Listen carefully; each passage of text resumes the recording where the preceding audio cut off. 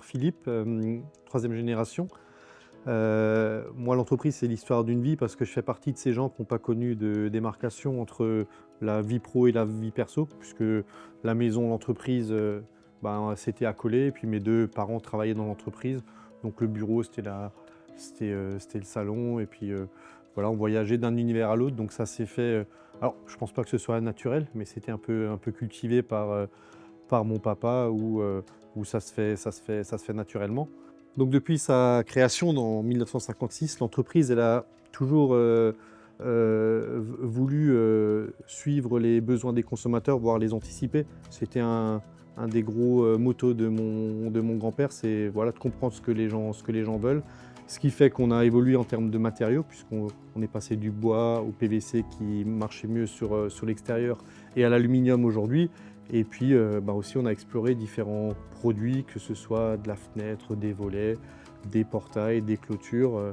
Tout au long de la vie de l'entreprise, garder ce regard vers quels sont les besoins que le consommateur soit émet parce qu'il les connaît, puis des fois il ne les connaît pas, c'est à nous de les créer. Je pense à la partie des portails très design qu'on a pu lancer à un moment où peu de gens y croyaient, et puis finalement on a été précurseur sur cette tendance-là.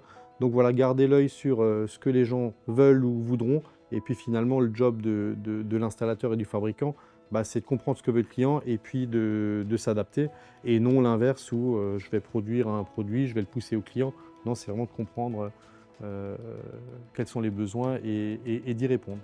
Les valeurs qui sont chères à l'entreprise, et je pense que c'est lié à ce côté entreprise familiale, c'est déjà la satisfaction. Alors, je parlais du client, et en effet, c'est très important pour nous d'avoir du client satisfait. C'est d'ailleurs pour ça qu'on ose logoter nos produits avec notre nom. C'est parce qu'on est convaincu qu'on fera le maximum pour obtenir la satisfaction du client, que ce soit en termes de qualité, de design ou de technologie. Mais l'entreprise familiale s'occupe aussi des gens qui sont dans l'entreprise, parce que quelque part, ils composent aussi la famille.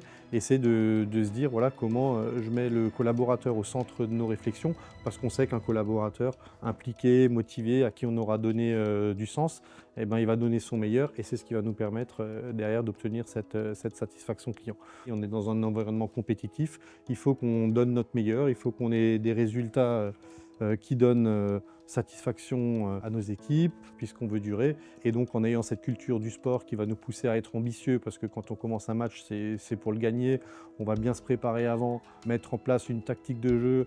Et puis si on gagne, super, on va fêter la victoire. Et puis si on ne gagne pas, l'objectif c'est qu'à tout moment on soit dans l'apprentissage, dans la compréhension, pour aller faire mieux après. Alors sur la partie innovation, on a bien sûr le développement des produits. Tchepé est en train de s'ouvrir à de nouveaux horizons, puisqu'on a développé récemment une gamme de carports, une gamme de garde-corps. Donc l'esprit, c'est toujours rester sur l'extérieur de votre habitat, mais finalement de garantir et de proposer de la qualité de Tchepé aussi sur d'autres domaines que le portail et la clôture, qui sont nos points forts aujourd'hui. C'est vrai que l'objectif d'une entreprise familiale, c'est de durer. Alors, elle peut durer avec les collaborateurs qu'on a place aujourd'hui, puisqu'on a une belle équipe qui s'est construite au fil des années et qui permettra de traverser les âges.